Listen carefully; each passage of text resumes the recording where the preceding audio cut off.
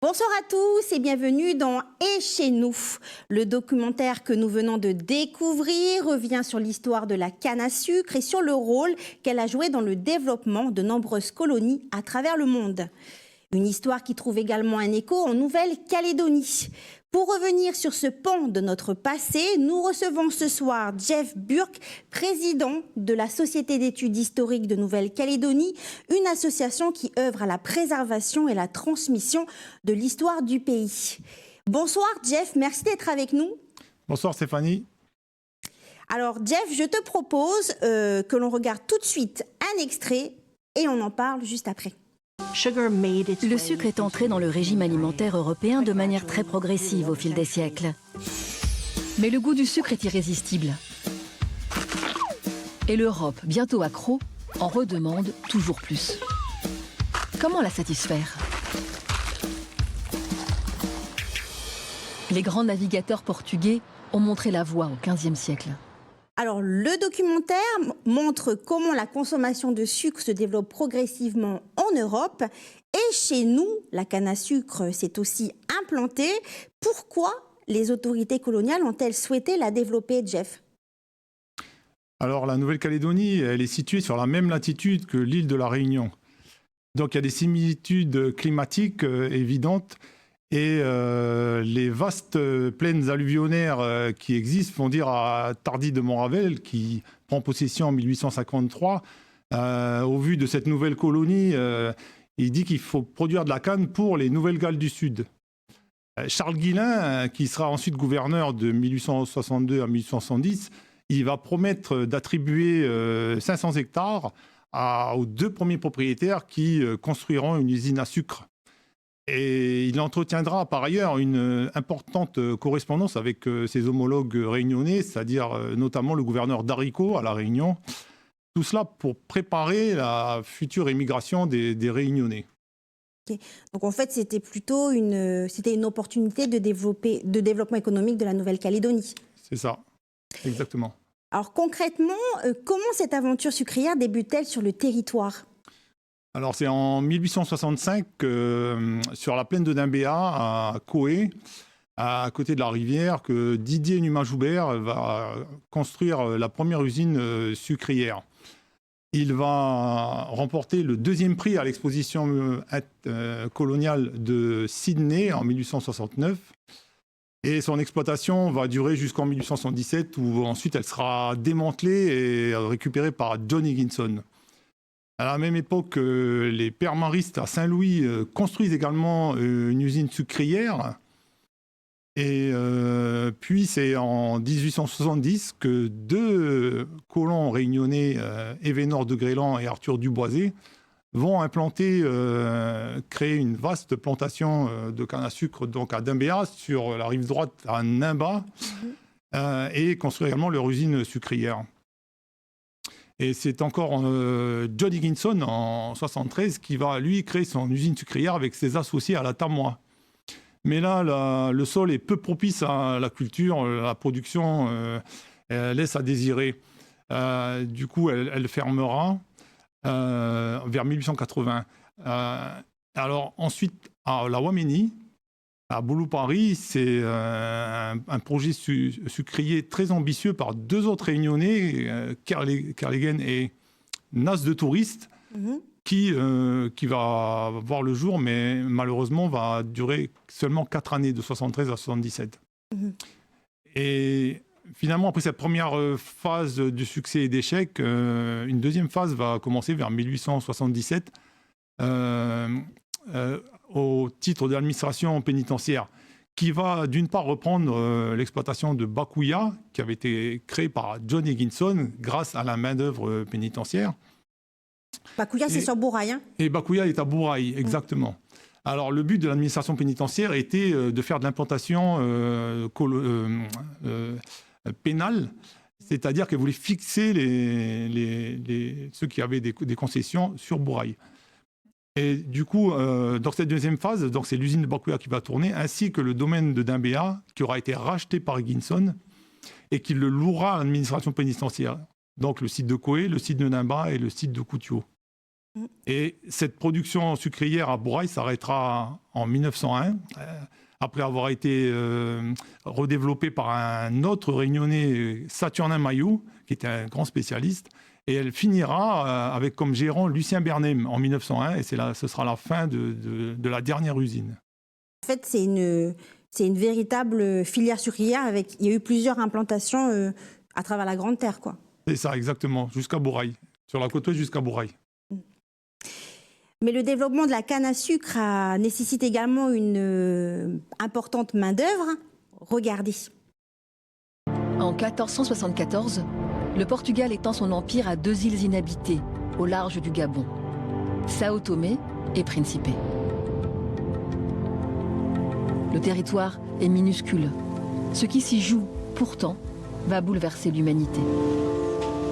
Pour planter la canne, la récolter, la broyer, la bouillir, la transformer en pain de sucre à vendre dans toute l'Europe, des hommes et des femmes, capturés et vendus sur la côte ouest de l'Afrique, seront transportés de force et asservis sur l'île par milliers. Alors Jeff, comment ça va se passer en Nouvelle-Calédonie? Comment la colonie va-t-elle s'organiser pour répondre à ce besoin de main-d'œuvre? Alors, il faut savoir qu'à La Réunion, donc après 50 ans de prospérité dans la canne à sucre, c'est la crise. C'est la crise à La Réunion. Et donc, les colons sucriers de La Réunion vont fuir, ainsi que leurs travailleurs indiens, qui sont originaires de Pondichéry ou de Chandernagor. Ils vont fuir cette crise et aller vers la Nouvelle-Calédonie. Donc, c'est notamment les premiers en 1863. Il y a Adam, Guillonneau, qui arrive en 63, puis Nas de Touris et Duboisé, donc en 64, Événor de Grélan en 65, et ainsi jusqu'en 1875, à chaque fois accompagnés par leurs travailleurs indiens. Alors, ces travailleurs indiens, qu'on appelle Malabar, sont parfois depuis 2 générations à La Réunion. Donc, ils ont un savoir-faire incontournable dans l'industrie sucrière. C'est la raison pour laquelle les colons sucriers les amènent avec eux jusque chez nous. Et que sait-on aujourd'hui justement des conditions de vie et de travail de ces travailleurs engagés? Alors on sait peu de choses sur ces travailleurs. On sait que quand ils s'établiront ensuite, ces travailleurs indiens, dans la plaine de Naina à la fois, ils construiront un village indien qui sera constitué de cases. Donc somme toute, c'était de manière traditionnelle qui logeaient, qui vivaient, quoi. Mais on n'en sait pas plus. On n'a pas retrouvé... on a retrouvé peu de documentation sur ces conditions de vie, mais on imagine qu'ils vivaient comme sur des plantations, c'est-à-dire de manière sommaire, mais il n'y a pas de documents précis. Mmh. Alors Jeff, dans le documentaire, on peut voir que dans certains territoires, la culture de la canne à sucre continue encore aujourd'hui de marquer profondément la société et l'économie. Je te propose de regarder un extrait. En 1493, l'explorateur Christophe Colomb traverse à nouveau l'Atlantique et retourne pour le compte des rois d'Espagne sur l'île d'Hispaniola, en mer Caraïbe. Dans ses coffres, des plants de canne à sucre. 5 siècles plus tard, le sucre est toujours roi sur l'île d'Hispaniola, désormais partagée entre Haïti et la République dominicaine. Depuis des générations, des milliers de travailleurs fuient la misère en Haïti et traversent chaque année la frontière. À Hispaniola, comme nous venons de le voir, la canne à sucre reste une activité importante plusieurs siècles après son implantation. Jeff, est-ce que la culture de la canne à sucre a connu ici le succès espéré par les autorités coloniales? Alors, il y a eu des vagues de sauterelles, voilà, qui ont détruit les champs de canne à sucre. Il y a eu aussi des aléas climatiques, météorologiques qui ont perturbé, rendu irrégulière la production. Et donc, la production s'est révélée moins importante que prévu. Ensuite, les coûts d'exploitation sont révélés bien supérieurs à ceux à La Réunion, notamment en main-d'œuvre, et ceux dus aux problèmes mécaniques qui étaient incessants dans l'usine même. Et aussi la concurrence australienne. Il faut savoir qu'en 1865, l'Australie se tourne vers l'industrie du coton. Alors, il y a une pénurie en Europe et à cause de la guerre de sécession aux États-Unis. Et sur la côte du Queensland, la culture de coton ne prend pas. Par contre, ces terrains sont propices à la culture de la canne à sucre. Et c'est ainsi qu'en 1870, va se créer la Sugar Coast au Queensland, qui sonnera le glas des espérances des travailleurs de la canne à sucre localement. Donc en fait, c'est une succession de plusieurs facteurs qui ont fragilisé la filière en Nouvelle-Calédonie. Hélas, oui. Mm. On dit que le sucre calédonien aura eu un goût amer. Ah. Finalement, qu'est-ce que cette aventure sucrière, même brève, nous apprend sur la construction de la Nouvelle-Calédonie ? Alors aujourd'hui, il reste quelques ruines, des vestiges des usines à Wamini, à Dimbéa. Ce qu'on peut retenir, c'est par rapport aux vagues de sauterelles, dès 1860, le père Montrousier préconisait l'importation de merle des Moluques.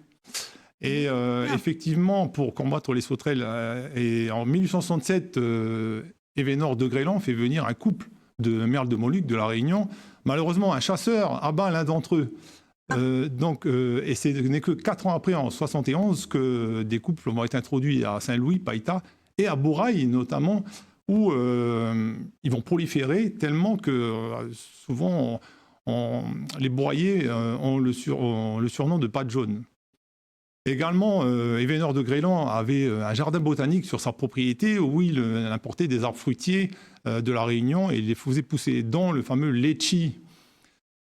Sachant que la paternité du litchi en Calédonie est plutôt attribuée à des colons réunionnais qui, à la même époque, vont sur la côte est, donc une grande famille bien connue. Mais le débat n'est pas clos sur l'origine du litchi. Et en réalité, le témoignage de cette période, cette aventure sucrière, se voit dans la population aujourd'hui. En effet, les descendants de ces colons sucriers et de ces travailleurs indiens se sont durablement implantés en Nouvelle-Calédonie. Et malgré l'échec de cette aventure sucrière, ils ont changé d'activité et ils ont créé de grandes familles néo-calédoniennes jusqu'à aujourd'hui. Jeff, notre émission touche à sa fin. Merci à toi d'avoir partagé avec nous ton éclairage sur cette page de l'histoire calédonienne. Merci Stéphanie. Très belle soirée à vous sur Calédonia.